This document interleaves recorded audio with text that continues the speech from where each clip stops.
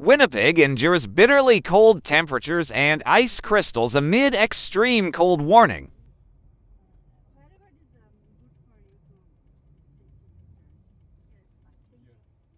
Residents of Winnipeg are waking up to a frigid -26 Celsius morning, with the presence of ice crystals adding to the city's wintry landscape. Northwest winds are blowing at 20 kilometers per hour, gusting to 40 kilometers per hour, despite a high of -20 for C. The wind chill will make it feel much colder, plummeting to -41 this morning and -36 in the afternoon.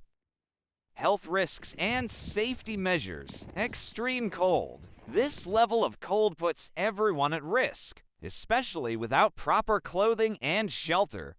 Frostbite warning. Frostbite can develop rapidly on exposed skin. Cover up completely when outside.